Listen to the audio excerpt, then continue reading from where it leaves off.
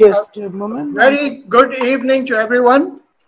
Welcome aboard to an old boys meet, in a manner of speaking. And it gives me great pleasure, and it's my privilege to introduce our speaker, who is known to all of us as BC, Professor BC Chaudhary. 45 years of field research and management expertise. The first generation wildlife biologist, something that all of us, well, most of us do know about him.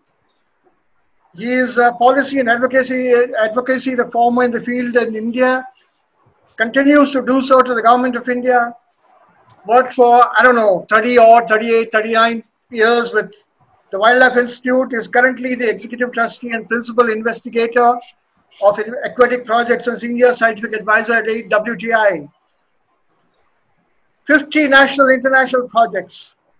More importantly, recipient of the Society for Conservation Biology Distinguished Service Award in 2005 for outstanding contribution to conservation of Indian cranes, sea turtles, and crocodilians. There's practically no agency where he is not a member of. Everyone and anyone connected with wildlife knows of him, about him, and him. He's an advisory member, International Crane Foundation of India. He's on the Zoo Management Evaluation Committee of the Central Zoo Authority. He is on the Research Advisory Council of SACON. Then agreed a project in Andhra Pradesh. Then the Living Ganga program of the WWF India. There are still not many more feathers, but BC told me don't count all of them. Over to you, BC. Dying to hear you. Over to you.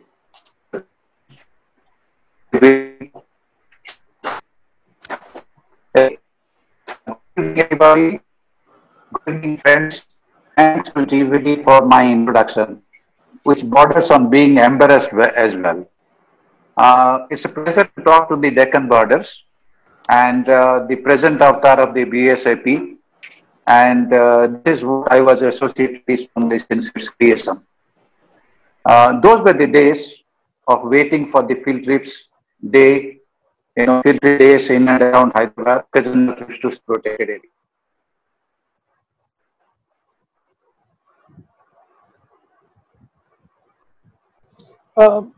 Chaudhary sir, we seem to have lost you. We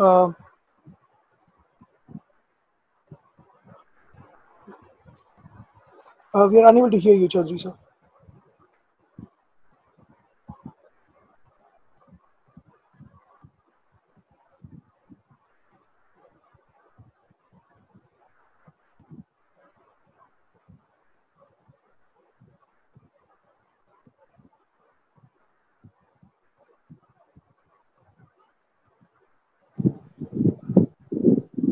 Being used by BSAP. I think there is a technical problem at his end. Please give us a moment.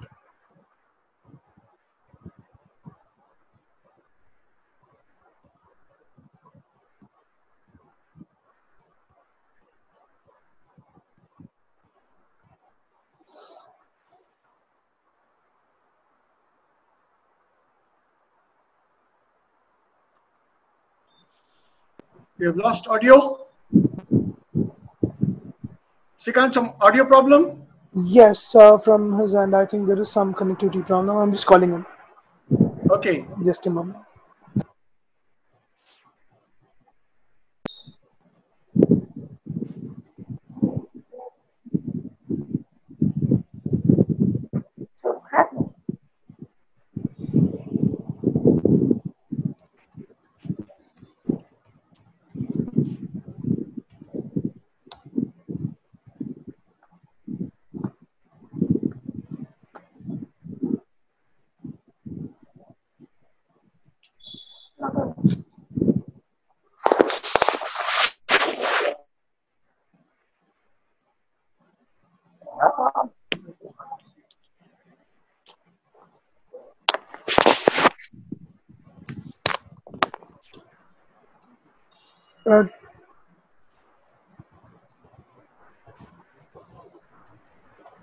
Chaudhary sir is just rejoining again. There seems to be some connection problem at his end. So please bear with us for a few seconds.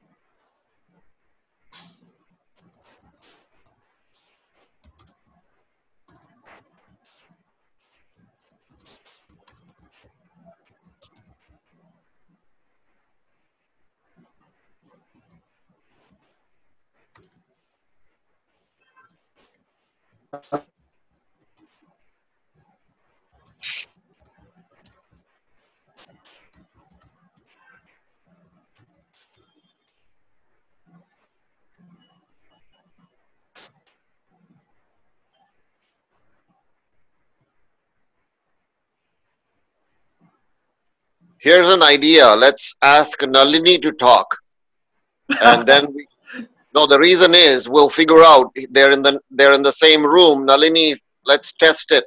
If you can talk and if we can hear you, there may be a solution right there.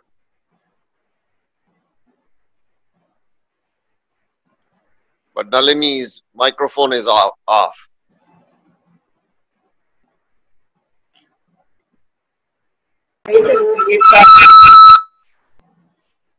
So you can give him a call and find out if he's okay. I think both. I'm on call with him. I'm on call with him. Okay, okay, fine.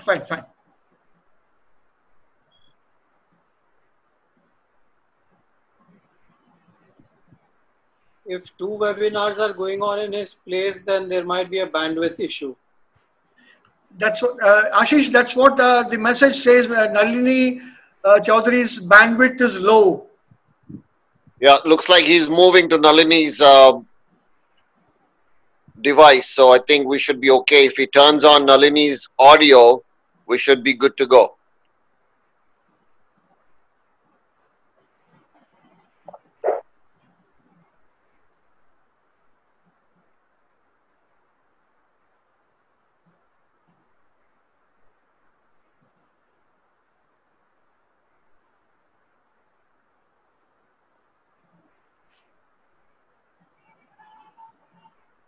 Yep. BC, turn your audio on. Oh, is he back? I can see him on Nalini. Now you can hear me? Oh, yes, very clear. Yes, we can. Okay. Right. Okay. The phone. Okay. Yes, sir. It's much clearer.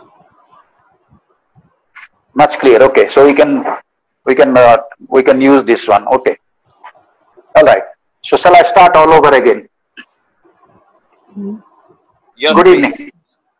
Yes, please. Yes. Good evening, friends. And thanks to JVD for my introduction, which bordered on being somewhat embarrassed. Let's talk to the converter, the present avatar of the BSAP, which I was associated very strongly since its creation. Okay, those were the days of waiting for the field trip days in and around Hyderabad, and perhaps occasionally a trip to some protected area in the state. It was a pleasure to be with the BSAP till I left Hyderabad in 1986 for the Wildlife Institute of India in June. And since then, I have seen birding trips where they were. Okay. Today I will be talking about the Saras crane, but let me take you back to 1982 in Hyderabad, when the zoo bred the Saras crane, and it was under my care and management. As was the practice those days, if there is some bird is breeding, the BSAP were to take a note of that, make a note of that, make records of that. And if you can see, this was the pro forma. Can you see the pro forma? This was the pro forma, and I was to record the event from courtship, mating, breeding, and chick rearing, and record them in a proforma. And that was being used by the BSFP breeding bird project. Those days we used to have a breeding bird project. Now, don't change the slides as yet. I will tell you next. Okay. Sure. Okay. Little did I know uh, that I was perhaps not the first to breed Sarus crane. I was probably the first to breed the Sarus crane in captivity, but would be in the future, 30 years later, would be handling a national Sarus crane project in the state of Rajasthan and UP, which resulted in 2 PhDs. And later, in 2013, after my retirement, I started the Eastern UP Sarus crane project for the Wildlife Trust of India, the project about which I shall be talking about. The tallest flying bird of India, the Sarus, also happens to be the state bird of Uttar Pradesh. And Uttar Pradesh probably has the strongest population of the Sarus crane, perhaps somewhere about 10 to 12,000 in number, but not in protected areas, but outside the protected area network in agricultural landscape with interspersed wetlands. And this is where the challenge of saving the Sarus comes into being. And that is what the project is about. Community participation in conservation of Sarus crane and its wetland habitats in eastern Uttar Pradesh. Okay, next one, please.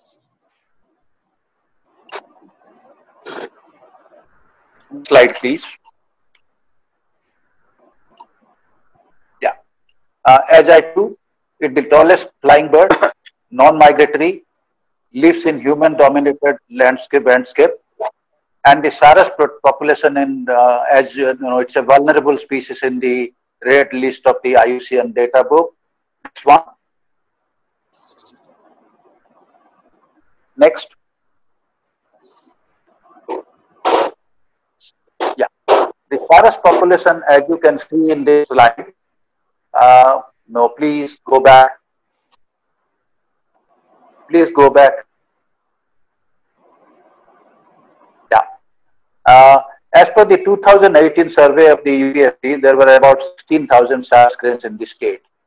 The dark blue color is where the highest population, and the grey color is very high population, which is the central Uttar Pradesh, and the orange is probably absent, and that is how the distribution of the Sarus was.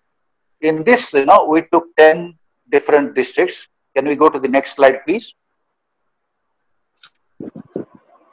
Next slide, please. Yeah. The project districts in the eastern Uttar Pradesh is the 10 districts, which you can see as the map. The region was not considered as a stronghold of the Sarus, and traditional cropping system provided the habitat to the bird. But this is how we decided we will move to the eastern UP Sarus crane, and eastern UP Sarus population, we will try to take a recovery of the Sarus crane population. But what was the challenge? Where to get the funds from to run a project of this nature, community involvement. So we latched to the Tata Trust. Tata Trust, an agriculture project in which they were doing sustainable agriculture and agriculture that is ecologically compatible. And they had farmers groups which were actually operating this project. So we latched on to them, and they provided the first of our 29 lakh requirement the first 3 years, which started in 2013. So these were the 10 districts: Ajodhya, Bharej, Balrampur, Barabanki, Deoria, Kushinagar, Maharajganj, Pratapgarh, and the Sant Kabir Nagar and Shahjahanpur are the 2 we recently added, Shravasti and Siddharth Nagar. Next one, please. Yes. Next slide. The key conservation issues for the Sarus was shrinkage of the wetland habitat, changing crop patterns from traditional wheat and rice paddy to sugarcane. Sugarcanes are taller than the Sarus crane, and therefore Sarus crane will not stay in those fields. Destruction of Sarus nest by locals. Sarus mortality due to electrocution, because the paddy field and the crop fields required power pumps to operate, and therefore they provided power lines, and the power lines were naked wires. And as the Sarus flew, they got entangled in the electric lines, and they got electrocuted. So these were the key conservation issues of the Sarus crane's survival in the area. Next one, please.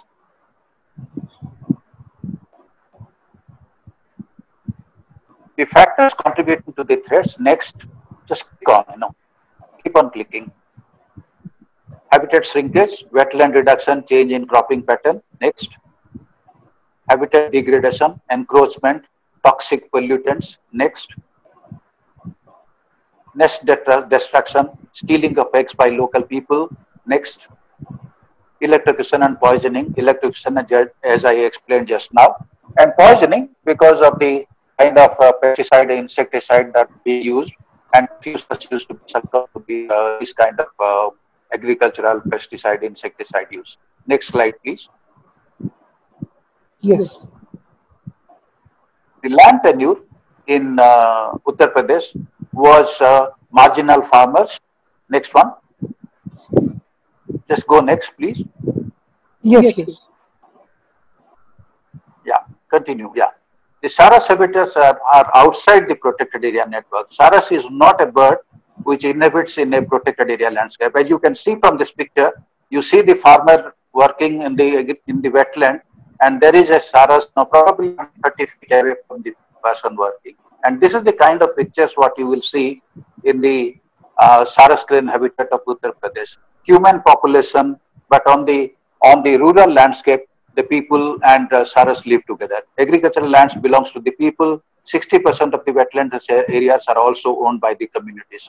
So largely, the Saras habitat was owned by the community, and this is where the challenge was. Next slide. As I focused, primary stakeholders were the common people. Outside protected area belongs to the people land, and communities own the land. And this is how we have to plan to save Saras. Next one. Yes. Next slide. Goal. The goal of the project. Next.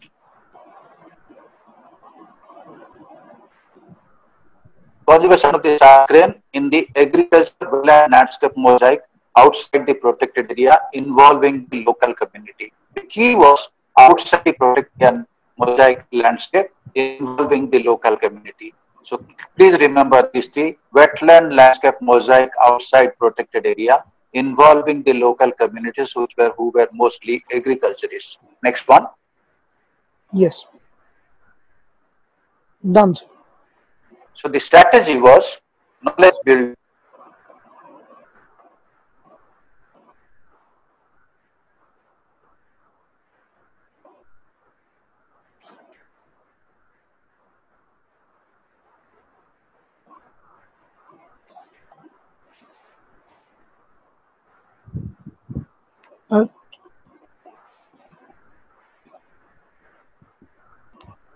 Sir, we are again unable to hear you. Am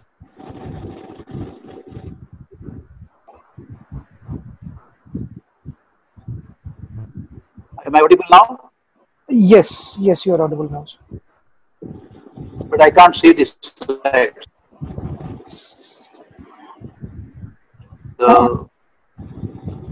The screen sharing has stopped. Okay, now it is back. Yeah, I can see the slides now. Okay. Yes, please. So the knowledge building, networking with different stakeholders, extending outreach, empowering communities, monitoring and protection, wetland management for wise use. So these were the 6 important strategy which we wanted to be used for the project to be operational. Next transparency, please. Yes. Done. So knowledge building, how do you do the knowledge building? Baseline information of the Saras population, identification and documentation of wetlands important for the Saras crane, and what kind of cropping pattern and agricultural input changes are happening, because these are the key inputs for the survival of the Saras crane in that kind of a habitat mosaic. Next one.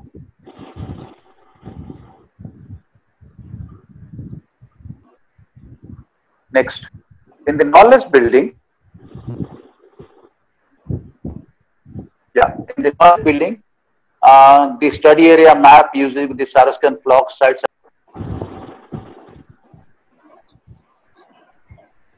Chaudhary sir, again, we were not able to hear you, please.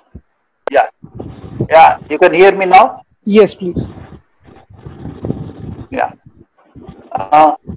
See, as you can see from the dots, the smaller dots, the flock sizes were 1 to 25, but it is happening to see there were flock sizes which were up to 150.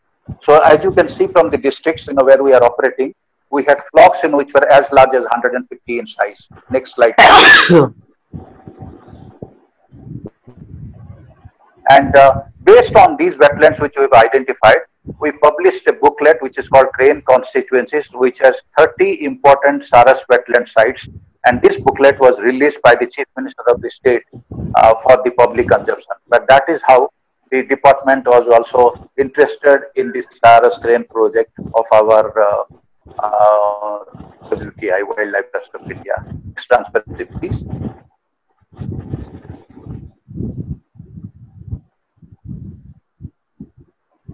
Yes. Next one, Srikant. Yeah, I've to. Yeah. So knowledge building also meant, a lot of Saras were dying because of the residue, pesticide residue assessed for selected wetlands, and that was to be documented. Soil, plant, and fish samples tested for pesticide residues. Out of 65 pesticide tested, the total of 15 pesticides were still found in the samples. So in actual practice, some of the pesticides are banned, but in the agricultural landscape, still these pesticides were being used, which are a threat not just for the Saras crane, but a whole lot of other birds as well. Next one. Yes. So what we did, we started networking with grassland non-governmental NGOs and non-governmental organizations, partnered with 26 grassroots level NGOs working on the agricultural development in the region. As you can see, there are 26 NGOs, but 13,810 families. Somehow these 13,810 families were involved with the conservation of the Saras in the 10 districts where we were operating.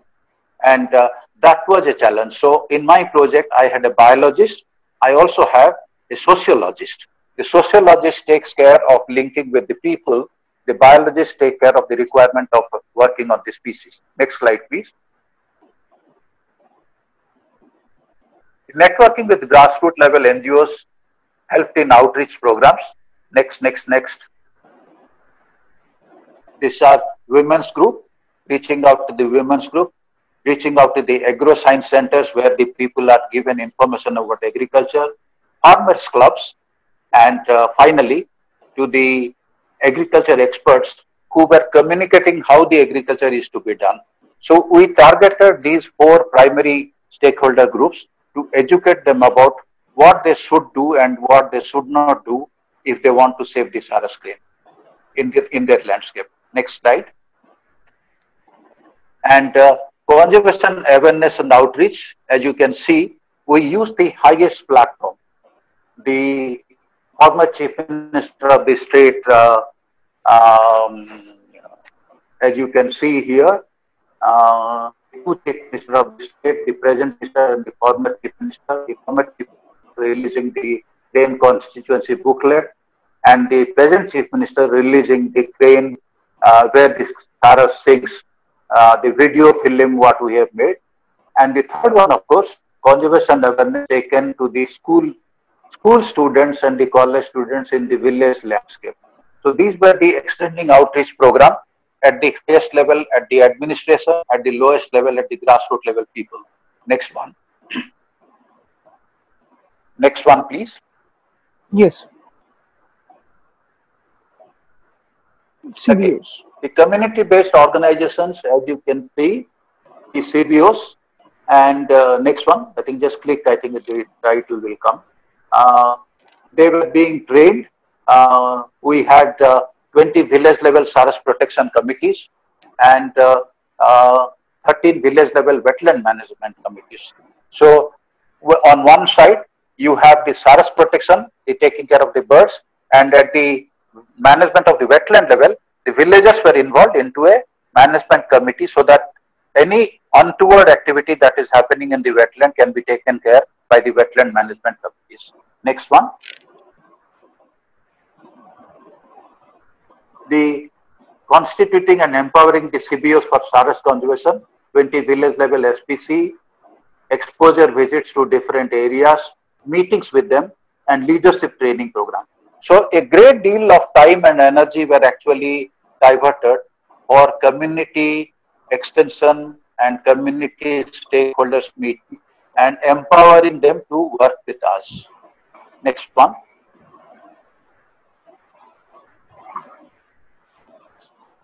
The population monitoring, we had trained 160 plus volunteers, trained them how to monitor the SARAS population.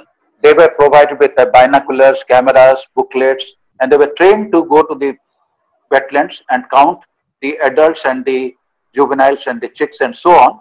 And training of volunteers on SARAS monitoring and protection was a regular activity by the biologists. And the volunteers, as you can see, they are monitoring the SARAS population in the wetlands. The 160 plus volunteers in 10 districts, and they in turn got in touch with the 13,000 families I talked about. So in other words, we were actually getting the information from the field if there is a good SARAS population in any wetland area. Next, transparency. Baseline information on SARAS population was collected by the project staff during 2013 and 14. And the population is monitored annually by engaging local volunteers. And it's done on a particular day across the entire project area. In fact, the day we have chosen was the 21st of June, which happens to be the longest day of the year. And that is the day we normally started to use the SARAS count in the landscape where we were working. Next, transparency, please.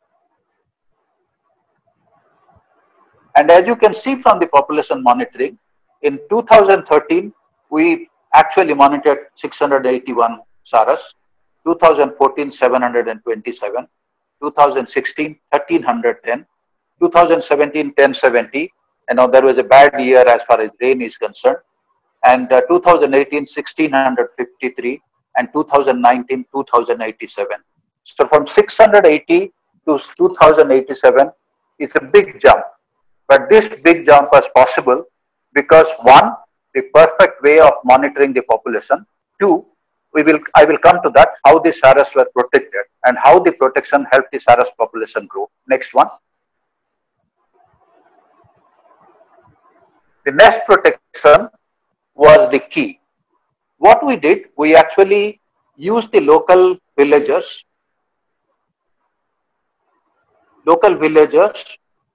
We use them, and if they started located a nest, they actually inform the local people are locating a nest. Next one. Move the slide, please. Yeah. Then the information was provided to the volunteers, to the Tata Trust partner NGOs. The ground truthing team then actually went out to the field and monitored the nest. Next one. Next arrow. And then monitoring and protection till hatching. This is where the community came in handy. The community actually on their backyard, they protected the nest for the next 6 months till the chick hatched out and even fledged successfully. And every farmer who actually contributed to this kind of nest protection, they were recognized at the state level. And this is how this was organized. The whole thing was organized meeting before the breeding season started. Next one. Next slide, please. Okay, till the hatching period. And if you look into the distribution of the nest in different habitats, wetlands contribute almost 55% of the nest. Agriculture fields contributed to almost 21% of the nest. And the waterlogged areas about 13% of the nest. Village ponds contributed about 7%. And wetland agriculture is about 6% of the nest. So I think once we know which areas we have to focus on, we realize wetlands and agricultural fields are our primary areas of concern. Right? Next one. Okay. In nest protection, all located nests are protected and monitored to entirely the successful and or successful hatching. And as I told you, 2013 we only protected 40 nests. 2019 we were protecting 150. And each nest with 2 eggs and 2 chicks. is almost 300 added to the population every year. So from 2000 to 2019, we have protected 840 in the districts where we are working. Sir, So small part of sir, your audio is breaking up a little, please.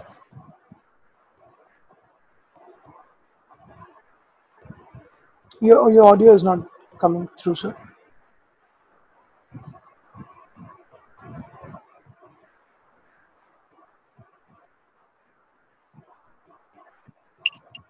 yeah, I can hear. Can you hear me? Yes, much better. Srikanth, Yes, sir. slides, please. Next slide. Yeah. No, I can't see the slide. Share the slide, please. Yeah, I just shared, sir.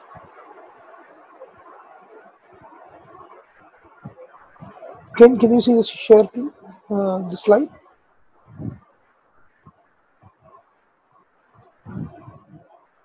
Yeah. I think you can see 800 nests protected from 2013 to 2019. And if you are talking about 840 nests, even if one chick was surviving out of that, 840 chicks were adding to the population in a year. Some will die, and therefore, I think the 630 to 2000 population increase in a time frame of about 7 years is a big successful jump in the Saras population in the 10 districts we were working. Next one.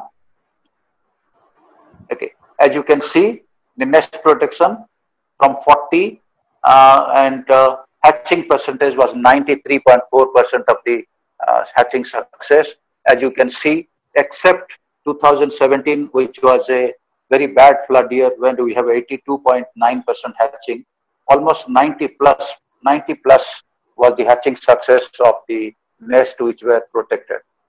And this was only showing how the protection provided in successful hatching of chicks. Next slide.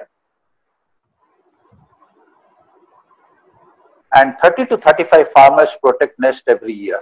It is only farmers, it's also farmers' families. Can you go to the next slide, please? Srikanth, next slide. Yes. Yeah. Motivation to the communities, social recognition for the nest protection. A function is organized to facilitate the farmers involved in nest protection. And they were awarded a certificate and also some cash and kind awards. And their names were all in the newspaper.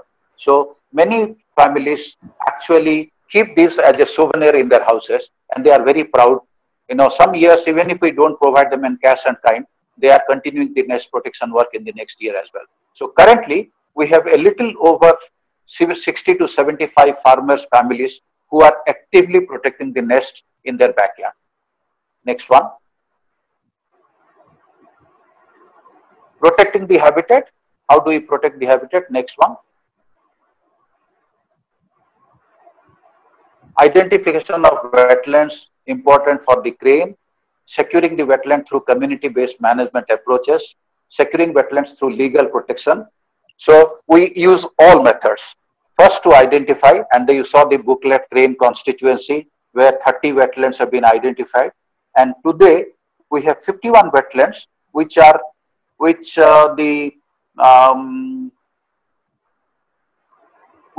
state of Uttar Pradesh is willing to be considered as some kind of a conservation reserve or community reserve for the Saras crane. So 51 wetlands are going to be declared by the Uttar Pradesh government in the 10 districts where we are operating as important Saras wetland site, important bird area, or possibly a community reserve or conservation reserve, depending on the land tenures in that area. Next, Srikanth. Yes. And as I told you, important wetlands identified, 30 wetlands, and phase 2, we are preparing brief documents of wetlands under which are to be protected. A management plan kind of management plan for the wetlands which are important for Saras, that is being made. Wetlands identified. Next. Yes, continue. Next. As you can see, wetlands identified under the program. These blue dots in the 10 districts, as you can see, they are spread on the entire eastern UP. Maharajganj has the largest number of them. Sant Kabir Nagar, Shahjahanpur. These are some of the districts where the Saras population. In fact, it is the Tarai belt of the Indo-Nepal border, Maharajganj, where the largest number of wetlands are, and they will probably become the next stronghold of the Saras crane in the entire state of Uttar Pradesh. Next one. Yes. Next one. Yeah. Done. We also engage the communities, rural participatory appraisal, engaging the communities in wetland conservation. The process for establishment of 10 community conservation reserves, documentation for community-based management plan and conservation areas. So it is the villagers who plan how that particular wetland is to be managed, not impeding the well-being of these birds like Saras crane or other wetland birds. So this circle which tells them a calendar has been prepared in which what they need to do and what they need not do. That is what is important to know at this point of time. Next one.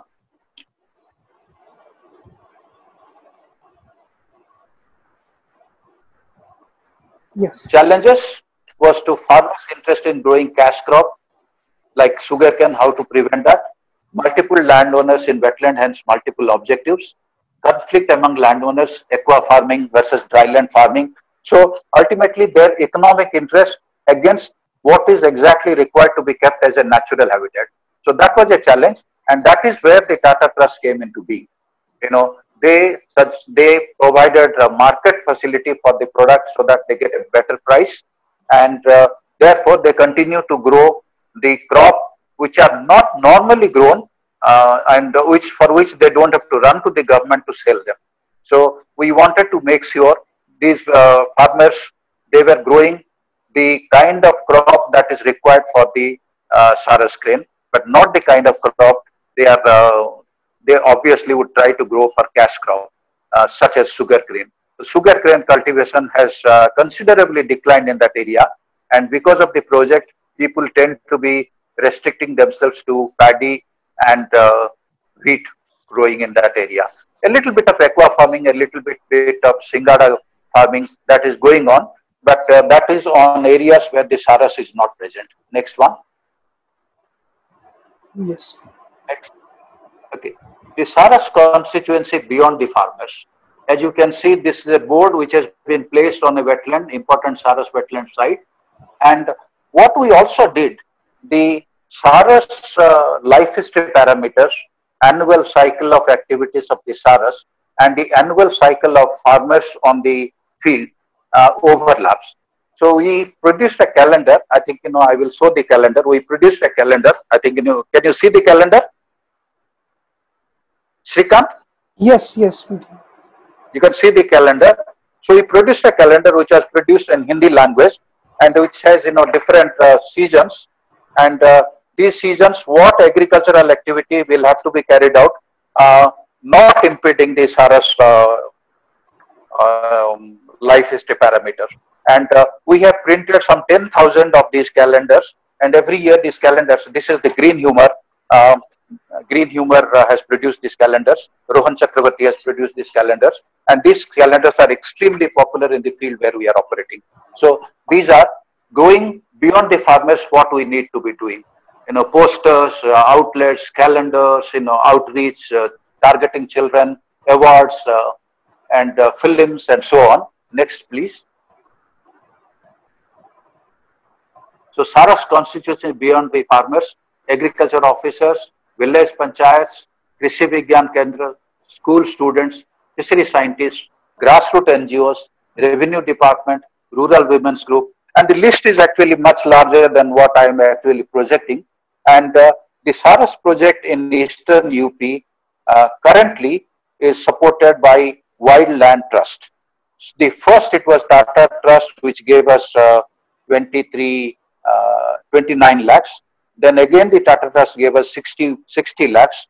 That is about almost about 90 lakh rupees. And currently, the Wildland Trust has given us about 39 lakhs. So, which is about 1.3 crore. But this is where the public-private partnership is helping our Saras Crane project in a big way. Next one.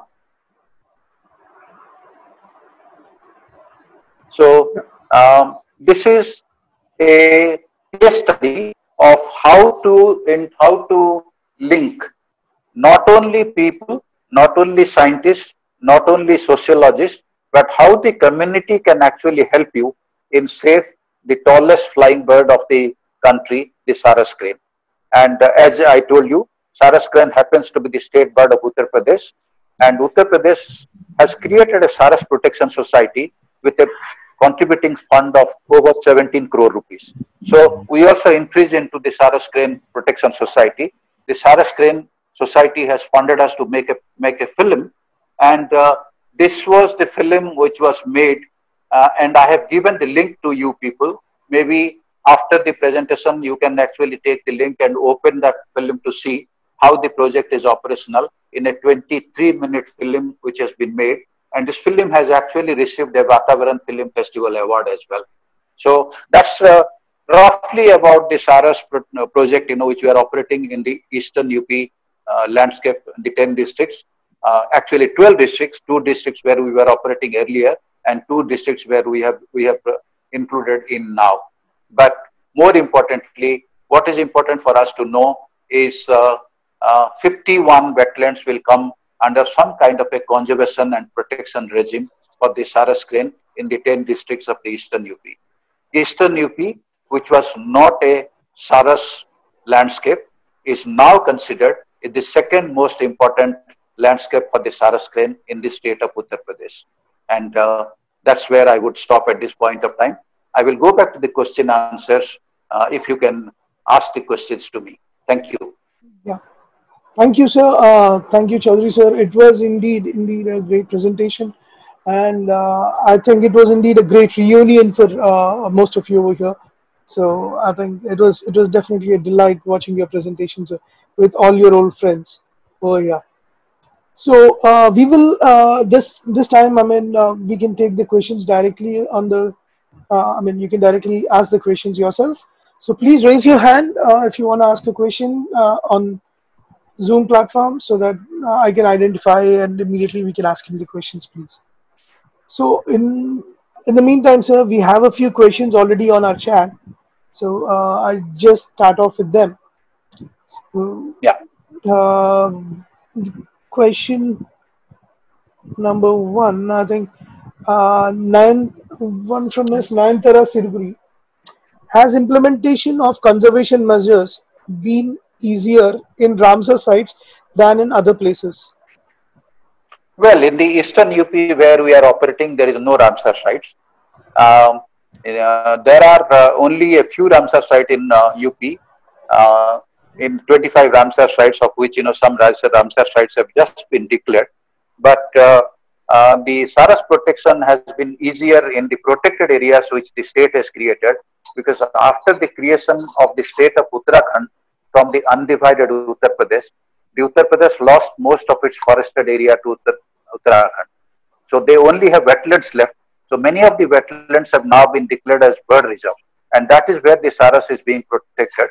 But it is more important for us to realize it is not the wetlands, it is the agricultural landscape interspersed with the wetlands that are to be protected, that are to be taken care of. I would very strongly say protection is a word which we don't use. We use the word conservation so that people can continue to do some of their activities. They are not bonded that they cannot do this, they cannot do this. What can they do within the purview of not being impeding the growth of the Saras Crane population? That is more important. I think we will have to continue to look into the new Ramsar sites which has been created, what is the Saras population therein, and what strategy we need to use there for the Ramsar sites to protect the Saras Crane. Okay. So I think just going through these questions again in the chat itself. First, Humayun Tahir, sir, he would like to ask you, how much did the Saras Crane's traditional protection help in implementing the current protection measures? Well, I think, as you know, the Saras is in that area there is a lot of Buddhist, and in the Buddhist Jatakas, the Saras is an important bird. In addition to that, the Valmiki's Ramayana, which was written, there is also the Saras has been depicted as the bird which is pairs for life, and therefore they should not be. If you kill one, the other will also will die. And that kind of a sentimental attachment and religious taboos help to a larger extent, but increasingly with the demand for getting into the agricultural economy and cash crop economy, there has been a little bit of intolerance because a bird has to make a nest in a paddy field, clearing about 5 meters square of area. And a farmer with a marginal land tenure, will not tolerate 5 square meter of an area getting paddy or whatever crop it is. So I think, we compensate that. I think, for every farmer which protects the nest for 3 to 6 months, we give them somewhere in the region of, about 6,000 to 10,000 rupees sales compensation. So there is a compensation amount, and that is perhaps one of the reason the project is expensive. 1.3 crore in the last 7 years is not a small sum of money, but hats up to the corporate social responsibility of the Tata Trust, which has given that kind of money to the project. Okay. Thank you for that answer. Yeah, next JVD question. sir, JVD sir was raising his hand. JVD sir, do you want to ask your question, please? Very simple. Don't miss out the others also. There are lots of questions coming in. Oh yes, there's so many in the chat. Question, Yes. very simple. How did you convince the Tata Trust to invest so much, such a big amount? How difficult was it, BC? I can sell a dead horse as a racehorse. But it must have taken some effort on your part, right? Well, I think, see, it has always been, the Wildlife Trust of India has always made use of me to go and talk to the big honkos of the Tata Group. And I would actually tell them the tallest flying bird, and if you can take care of the tallest flying bird in this area, your branding value is also important. So I think, these two booklets which were released by the Chief Minister of the state, the earlier one was by Yadav, and the second one by Yogi. I think, see, in a function which is attended by 2,000 people in a hall, and the name is, the funds come for the Saras Crane Protection, Saras Crane project from the Tata Trust. So the Tata Group gets the brand name. It is the branding value which actually brings the corporate social groups into this kind of a protection program. Okay. Thank you. Thank you, sir. Next. Also, Mr. Prashant Singh has actually raised his hand. Mr. Prashant, would you like to ask your question, please? Is he there? Yes. On mute. Mr. Prashant, you seem to be on mute.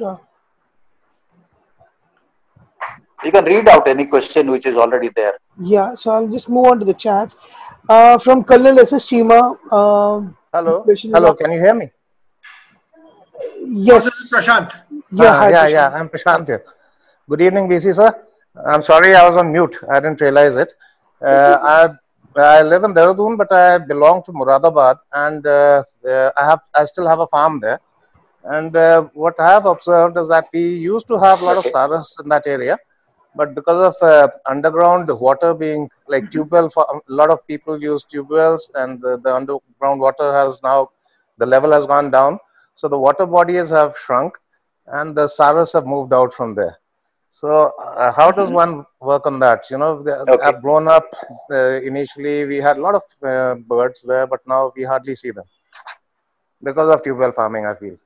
See, what we actually suggested in our earlier project, in the national project, we suggested the government to consider in every square kilometer area at least 100 meters square of wetland to be created. So I think in that proportion, if you have an area, if you can create 10% of that area into some kind of a wetland, the saras will actually migrate back. We have smaller wetlands in the eastern UP, where I think, small wetlands, not bigger than a bigha of land or half a bigha of land. And there is a saras of, as many as 10 to 12 saras are there. So I think, if you can think of creating a not very deep water body, I think, but water body which is probably a maximum of 2 to 3 feet of water at the center and about 6 inches of water at the edge, with edge vegetation and other things. That will probably take care of this thing. You will have to create a small wetland to see that the saras will actually come back into that area. Right. And what's their diet basically? What do they normally feed on? Well, they use a lot of tuber and roots and all that, which they dig out and eat. But they also eat a lot of insects, smaller life forms like uh, amphibians and reptiles and so on. Because I have photographs of a saras eating a baby turtle. So they eat a lot of smaller animals as well, but a lot of insect as well. Thank you so much. So, just moving on with the questions in the chat, sir. From Ms. Divyashree Karne, she writes, sir, how is it ensured that a bird is not recounted? Okay. See, this is where the training comes into play. As I told you in the presentation, 160 plus volunteers, and the counting is done at the same time. I think, as I told you, the count day is 21st of June every year, which is the longest day, and that is also the time the water bodies are minimum because that's the peak of the summer. So most of the water bodies where the community people and the peers are there, the counting is done at a particular time of the day, and this is done in the morning, afternoon, and late in the evening. So all the 3 time counts in the same wetland, you can probably see at a particular 50 saras you have counted, and if that number plus to 30, which means he has migrated to some of the nearby wetlands, but the birds which is counted in the other wetland, they will have a plus 20 birds. So I think this missing of birds in one wetland and adding of birds in another wetland gives you the correct figure. So there's a bit of a nearby wetland mapping done. Moment of birds from one area to other area is also monitored. So there is a little bit of chance of double count some places, but that error is eliminated out in the statistical test that is being done for the population estimation that is being done. Okay, right. So again, Okay, coming back to Colonel Cheema's question, are there any saras screen areas in Bihar?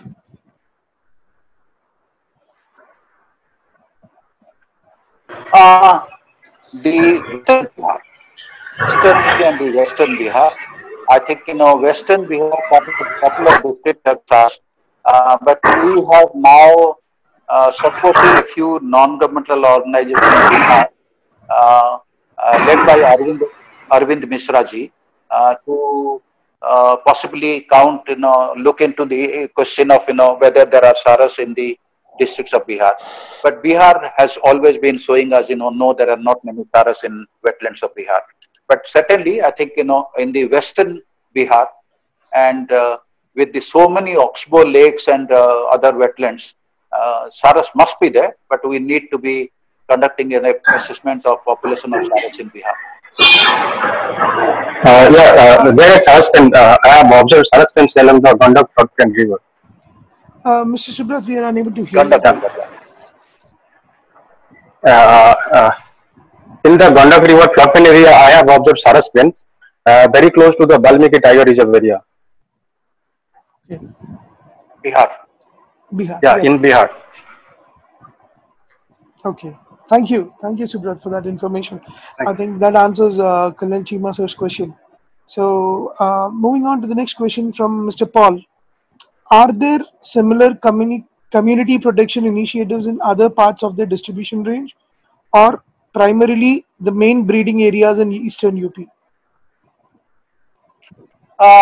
See, in Eastern UP of the districts where we have operated, the Department of Forest and Wildlife has actually started using the same methodology in a few districts in which we are not operating. Even in the central Uttar Pradesh and western Uttar Pradesh, the Saras Protection Society and the Forest Department has also adopted this methodology. And because Saras Protection Society has a large chunk of money, 17 crore, the interest of that money itself is taking care of an annual project in that area.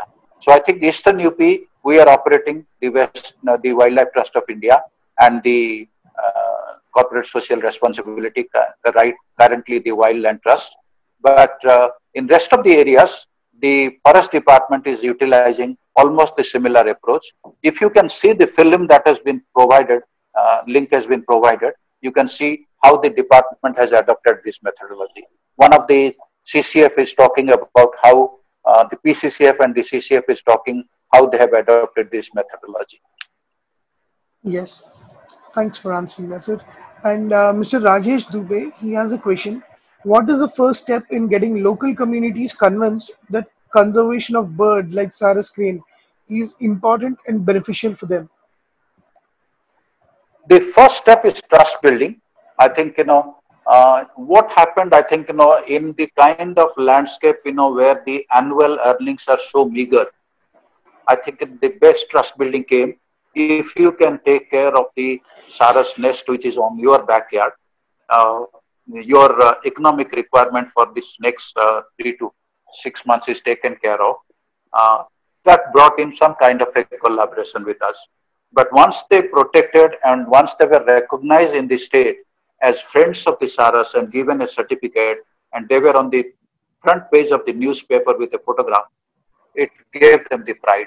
I think, economic incentive to begin with and the social recognition. These were the two things which brought the community into a participatory mode in the Saras protection program.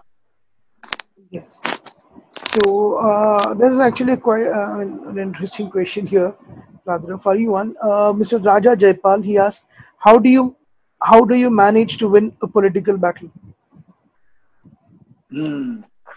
Well, see, in Uttar Pradesh, the political battle started when Mulayam Singh Yadav wanted to create a airport in Saifi, his constituency. And to create that airport, he has to destroy several wetlands. And to circumvent that, the WTI went into the Allahabad High Court and filed a case. And several wetlands were actually saved.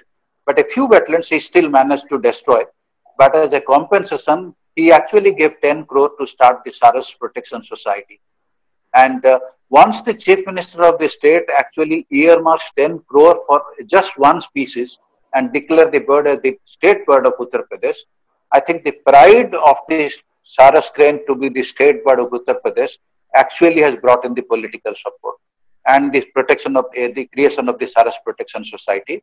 Plus, of course, annual events and so on, where I think the local politicians and the state politicians are given a small window to talk about the Saras crane. Both, I think, Mulayam Singh Yadav's son and Yogi, the present Chief Minister, they have been talking about Saras crane. Political opponents, but at least they are together when you talk about the Saras crane.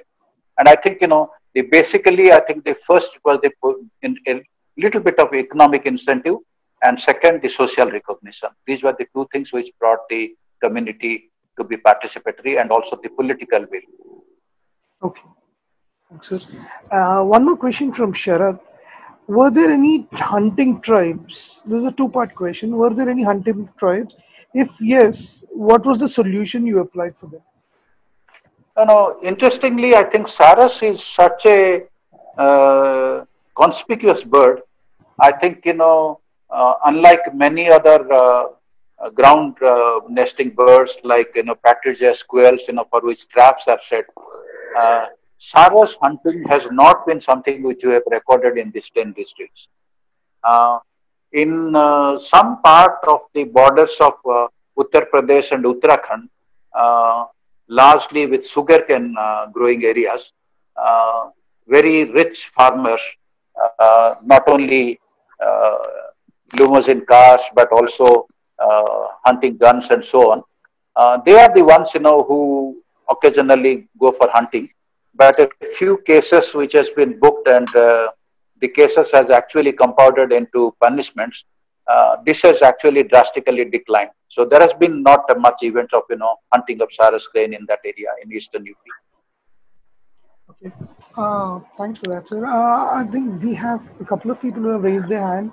Mr. Anjan, would you like to ask your question, please? Anjan Prusti. Yes. Yeah. Yeah, hello, sir. Yeah, I have already, nice to see you here and very enriching talk as ever. Sir, after this conservation program, has there been any shift in attitude of the farmers with respect to application of chemicals, agrochemicals in their area? Yeah. What I didn't explain at this point of time is, the money that is being spent for the Sarus protection.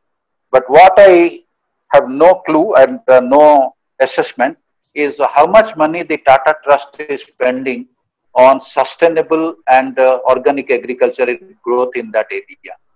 So I think, they have created the marketing opportunity. They have created farmers group, which are actually doing organic farming and so on with very little use of insecticide and pesticides.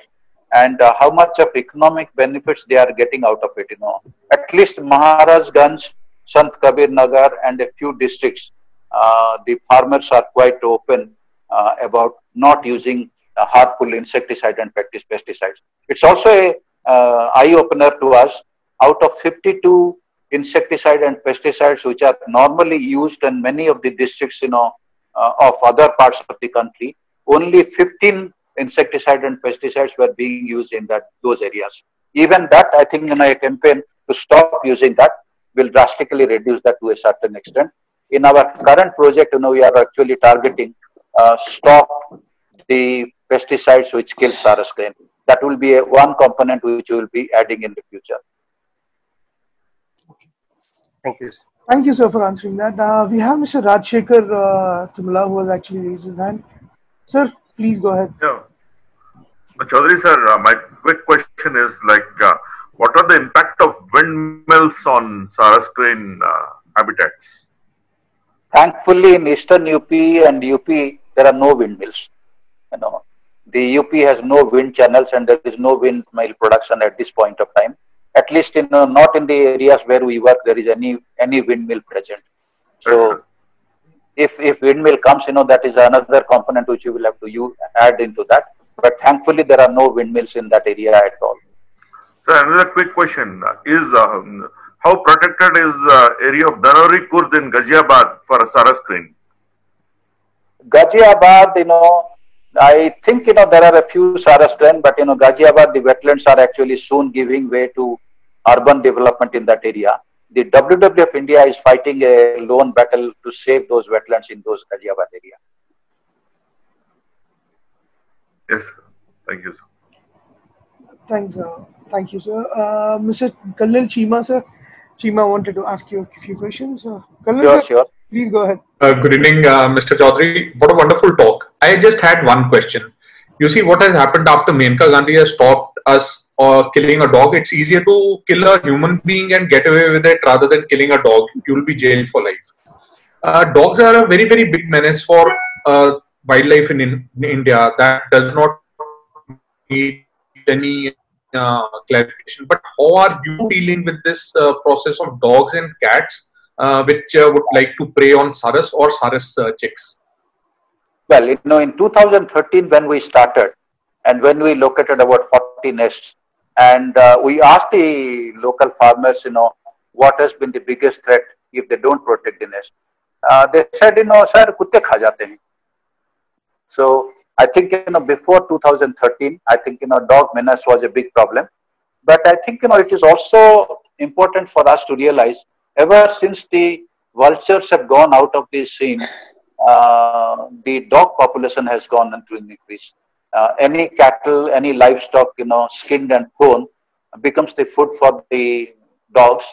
And dogs are becoming a big menace. I am doing another project for the vultures, in Uttar Pradesh.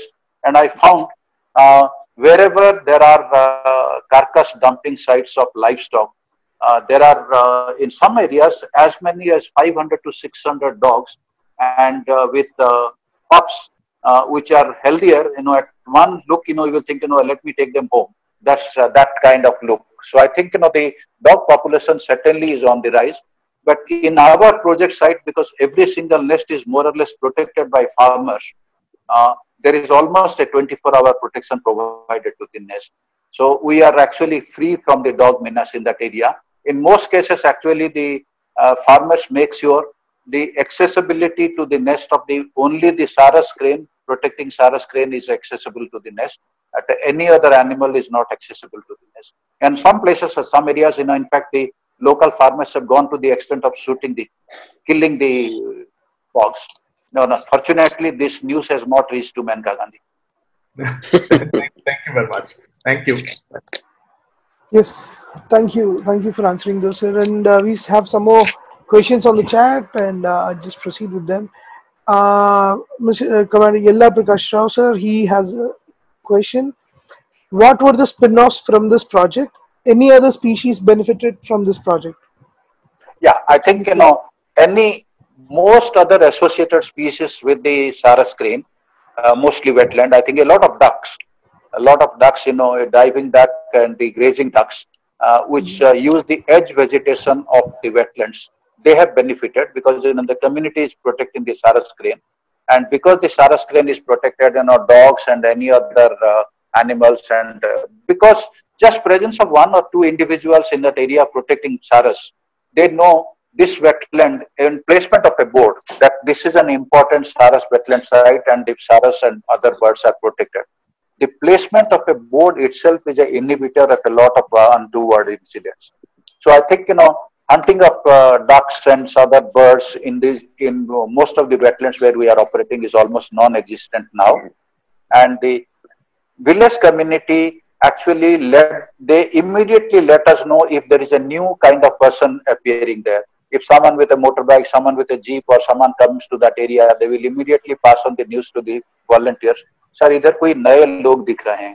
So I think the awareness of the villagers and communication to the local community people is a plus point in the protection of these birds. Okay, thank you, sir. And one question from Mr. Vasudeva.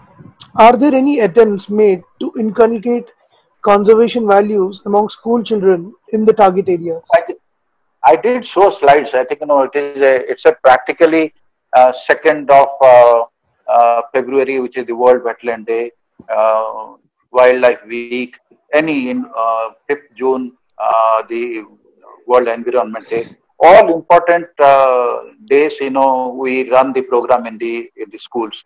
I think, I would very strongly urge you to see that film, Yes. link of which I have already given. If you see that film, is a 23-minute film, which actually explains how exactly we have targeted the grassroots level. In fact, every school kid in that area has a bag which actually says protect the Sarus crane and so on. So I think you see the film, you will actually see how exactly this is the school kids and grassroots level people are targeted as Sarus protectors. Thank you. Thank you very much. Thank you. Thank you for the question and the responses. Next question is from Mr. Vishal. What more do you think the UP government should do to further protect the Sarus crane?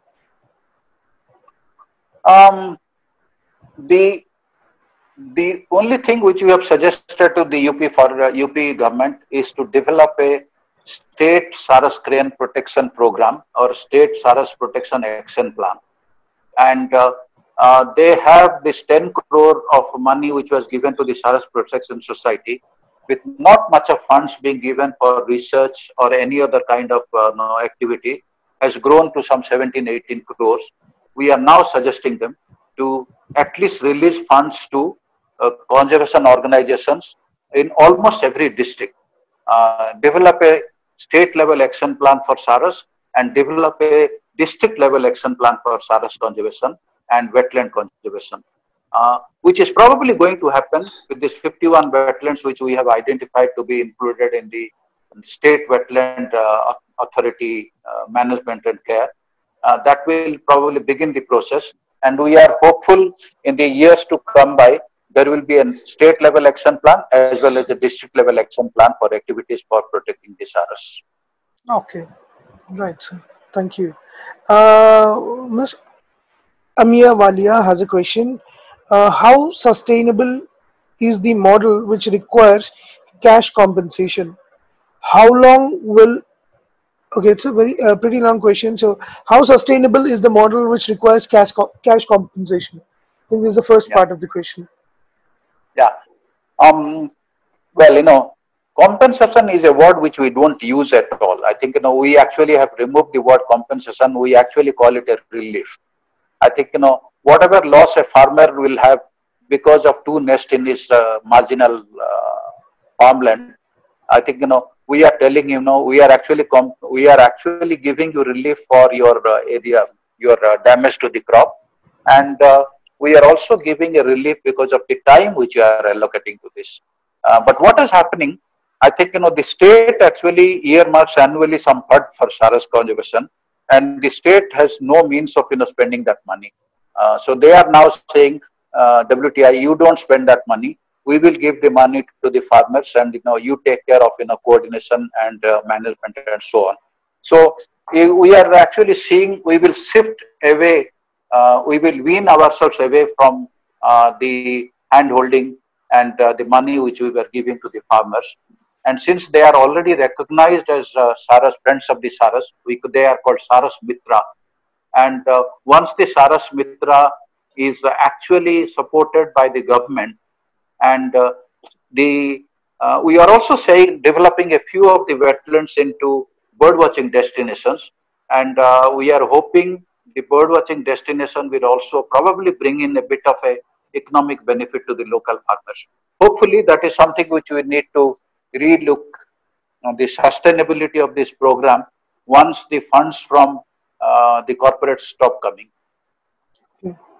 That's it. Thank you. I think, I think the second part also is answered.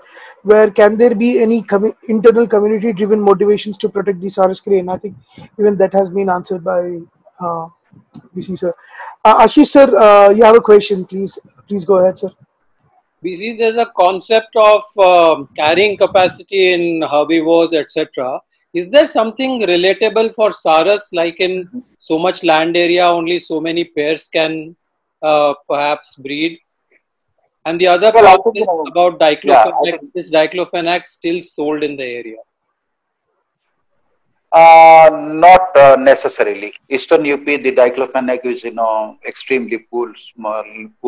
I think, in fact, Eastern UP, we are promoting as a vulture safe zone, diclofenac part of it. On your first part,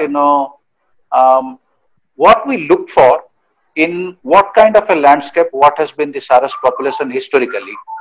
And for example, in Keolado Ghana Bird Sanctuary, if you look historically, there were as many as, 200 to 250 Saras. And today there are only 4 to 6 Saras.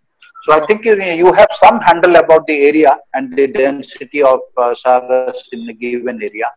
And Maharajganj and some of the areas, our density of Saras has been flocks of 250, 200 and odd. So I think, in small wetlands, that kind of densities are very high. Thanks, VC. Right.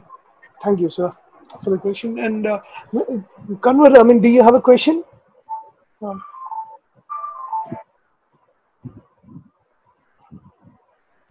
Kanwar, be saying? Yeah, I think Kanwar, you have a question, right? Yeah. Hi. Yeah, okay. Sorry, I have one question. Yes. Dr. Chaudhary, very nice talk. I just have one question. Yeah, this is about the, what do you call, captive breeding of the Saras. Do you think it should be attempted at this stage itself, or we'll wait till the crisis really comes upon us and then we start thinking of a captive breeding program? It's not really, critically endangered.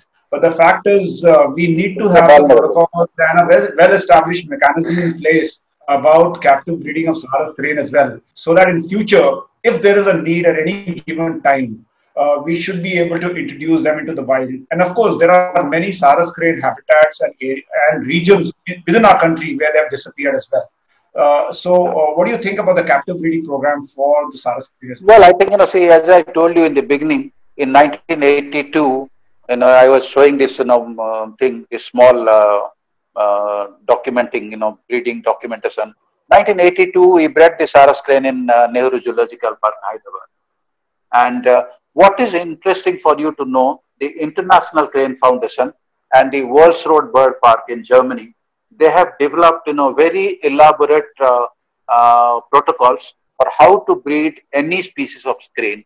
Of the 15 species of cranes in the world, almost every species of crane has been bred in the International Crane Foundation and the World's Road Bird Park. So I think, they have extremely well documented and well reported protocols for breeding Saras crane. And Saras crane at this point of time at least are breeding in 6 or 7 zoos in the country.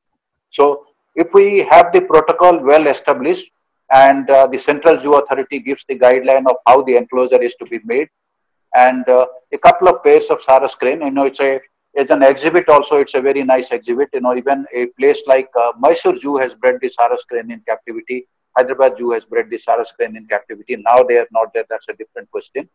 But there are plans to establish a Saras crane breeding center by the Punjab government in Harike, wetland, Harike Ramsar site, because Punjab seems to have lost the Saras crane, and the Punjab government wants the project to be launched, bring the Saras back.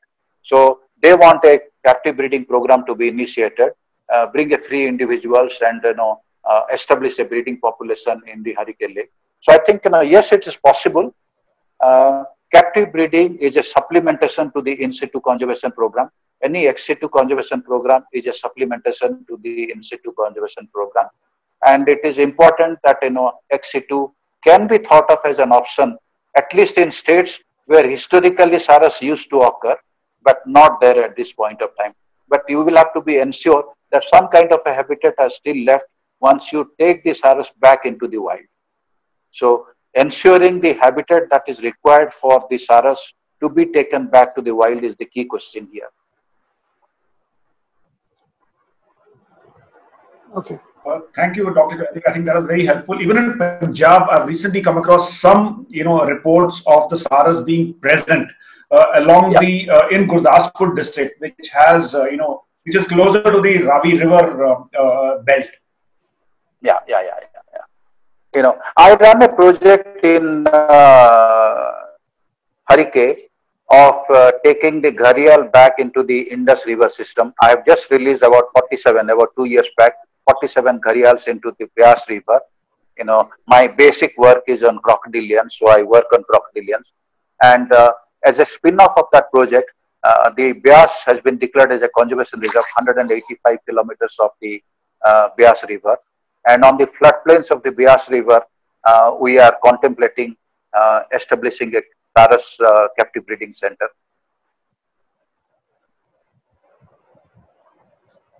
Right. Yes, Srikanth. Right. Great, sir.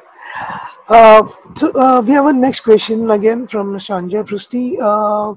How has been the change in attitude of farmers with respect to application of pesticides in that locality? That we have already discussed. Thank you. Okay. Yeah. Thanks, Anjan. Thanks for pointing that out. We have from Mr. Sudipta.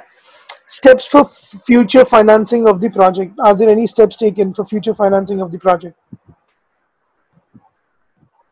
Well, I think, as a non-governmental organization, we have a development department which keeps looking into what are the possibilities, what kind of funds we will require if this project comes to an end by now, and for the next 3 years, what is our focus areas and how much money we need. I think, what happens when you start the project, the fund need is not very high. When you actually at the peak of your project, your fund requirements are fairly high. As you lag off into the program and run the program with community stakeholder establishment, with government of chipping in and so on, your fund requirement somewhat declines. And this is where actually you probably try to find out, who are the donors, who will chip in the money. government becomes a stakeholder, big stakeholder, and they, in spite of the fact that there has been not a significant increase in the budget of the wildlife allocation, but there has been a considerable increase of wildlife budgets, both in the federal government and the state government. So I think, and a few eye-catching, charismatic species, I still put the Sarus crane as a charismatic species, tallest bird. People love to see the duet of the breeding pair, and people love to take pictures.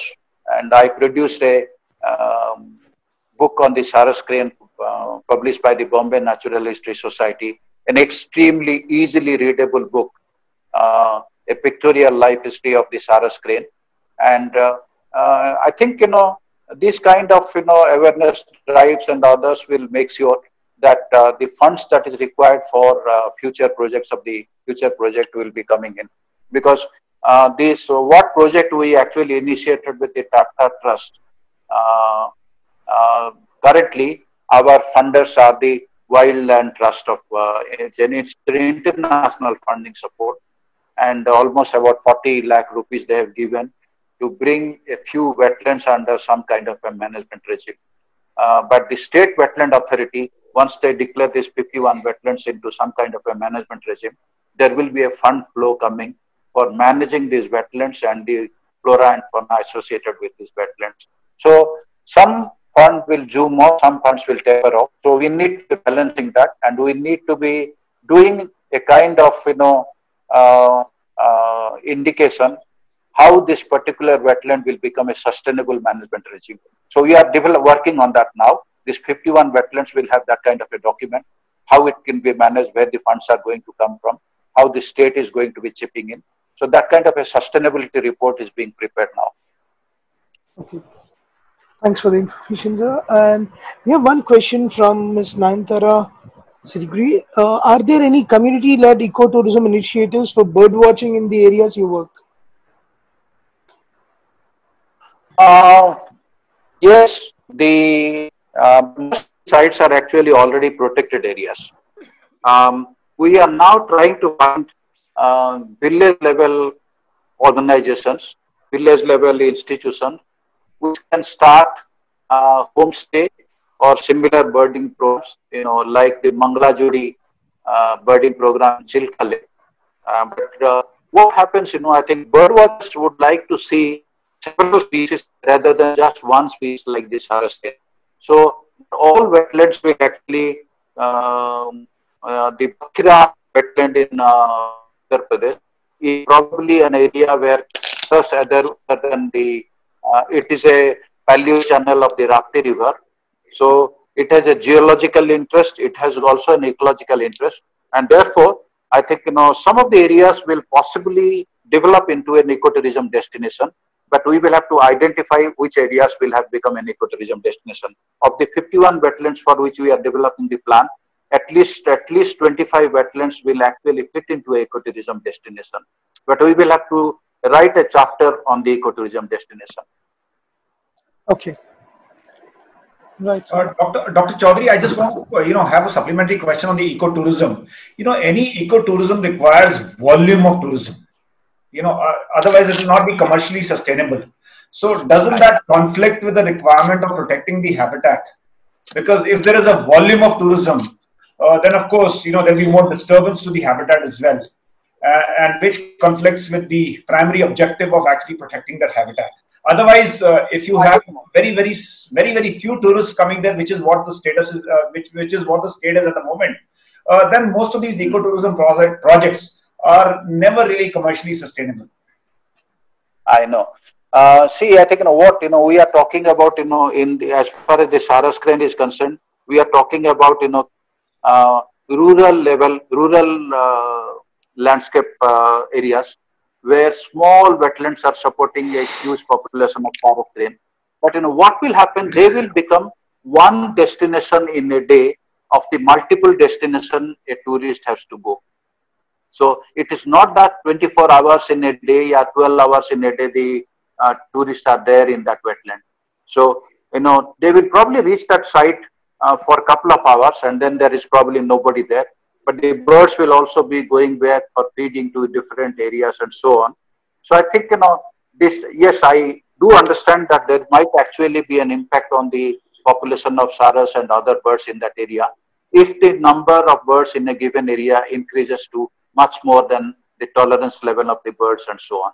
So I think, one has to develop that kind of a protocol for an area. In these 51 wetlands for which the management plan are being written, we are actually writing the tourism prospect of 25 wetlands and what kind of tourism is feasible in that area.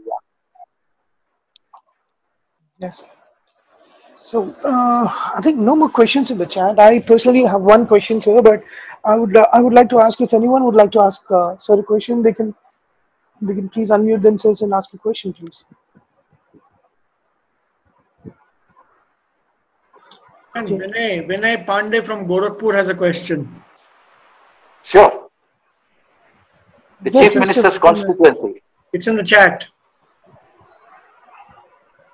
Mr. Vinay Pandey. I'm sorry. Gorakhpur, I think he says, a few years back, I used to see saras in my agricultural fields.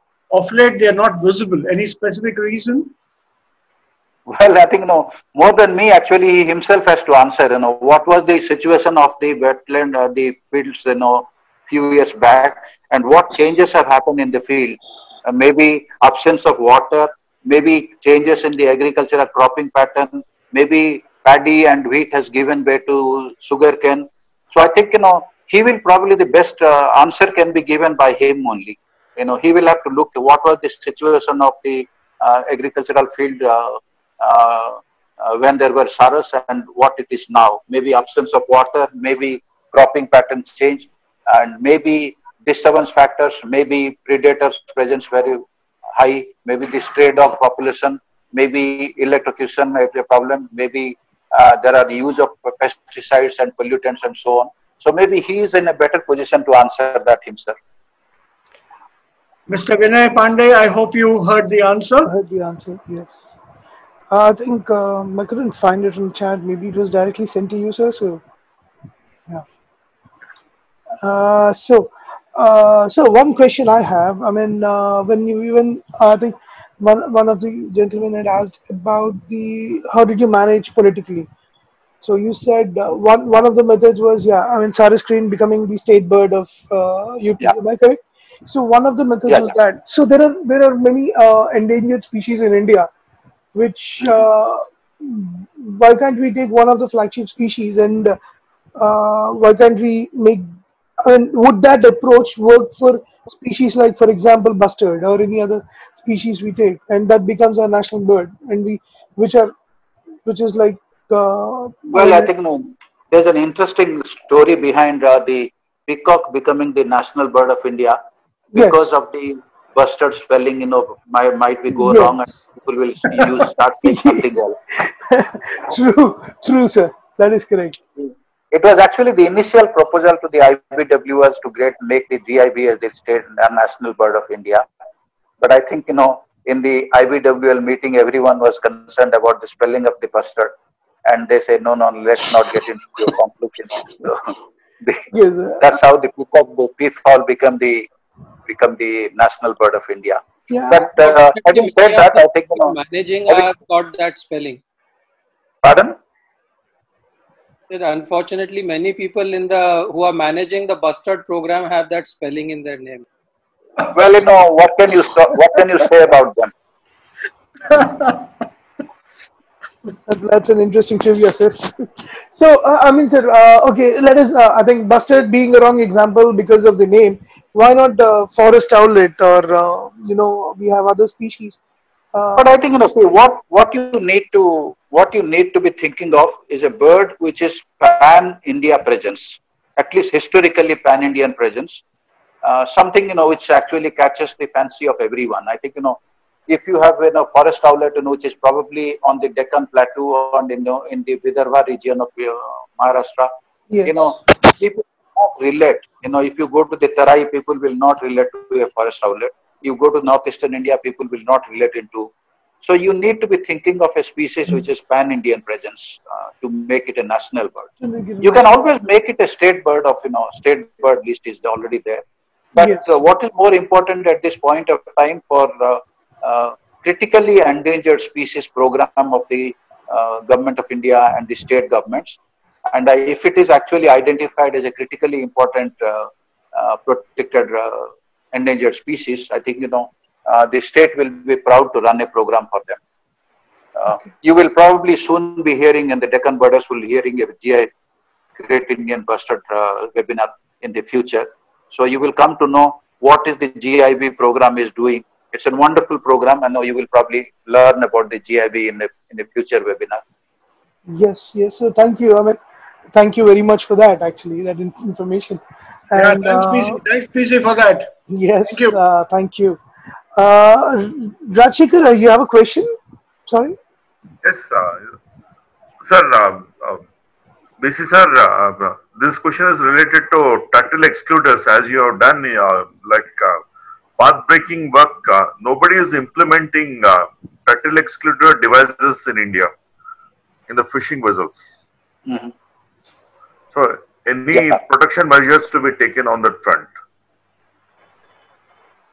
Well, I think, see, what happened initially, the fisheries department were reluctant to accept the fact that, the mechanized fishing vessels and trawlers are actually causing a lot of damage to the turtles. But when I took both forest and fisheries people together into an international field visit to Australia, to Thailand, to Malaysia, and so on, they came back and 5 actually maritime states declared TED as mandatory. What is happening? They do not have mechanism to actually check whether a TED is there in being used or not. Now actually several trawlers actually have a TED on the board, but they never use it. They say at least 10% of the catch is getting lost because of the TED. We have conducted research on that, and our average fish catch loss is actually down to 2.5%. And we said 2.5% loss is not a significant loss, and that can be compensated by a subsidy being given for fuel or something else, so that the catch loss can be compensated for. But already the Commerce Ministry is planning to discuss this with the Agriculture Ministry in future and make TED mandatory, because importing nations are now saying if your prawn which you are exporting has been caught without a proper ecological prudence, we will not buy the prawn from you. So the Commerce Ministry is worried about the loss of commerce, and they might actually be the body who will actually in turn activate the Agriculture Ministry to do something in this direction. Because I'm working on the conservation papers and also working on the coast of Gahirmata and on the parts of coast of Eastern Ghats, and also concerned about the EAs coming up in these areas. But Gahirmata is already a Ramsar site. Gahirmata is a protected area. I think there is not much you can do about that. Gahirmata, the biggest problem is the DRDO facility there, and the beach erosion which is taking place. That is the loss in the turtle habitat, but there is not other kinds of effects in that. Yes, sir. Yes, sir. Thank you, sir. Yeah. Prasadgar, you have a question, sir? Hello? Hello, yeah, Prasadgar, you have a question for... No. Okay. Thank you. Yeah. You can ask, Prasad. You can always ask. Nice.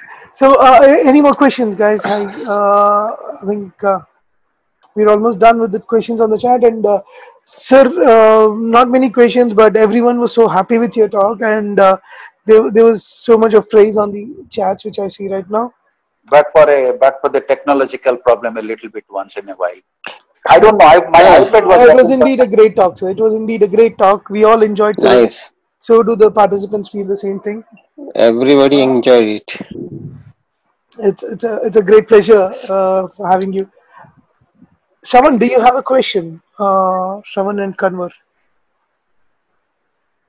No, no, no, I don't have a question. I just unmuted myself. But of course, sir, Dr. Chaudhary, I think Saturday evening, I can't think of a better way to spend a Saturday evening. Thank you so much for your wonderful talk. Thank you. Thank you very much. Thanks, BC. That was absolutely fantabulous. Thanks. Hello. Thanks, BC. Super. I know. I think JV. I thought I will run a joint venture with JVD. अरे नहीं यार, क्या बात कर रहे हो? सूरज को दिखाने वाली बात है, नॉट मी. तुम राजीव को ले सकते थे, आशीष को ले सकते थे. नहीं यार, no, we will start small यार. नहीं, हमको से बड़े भाई. नहीं होगा. That was wonderful. No, I think if the talk was good and people enjoyed it, then I'm happy. Oh, yes. I mean, the interaction was awesome. Yeah.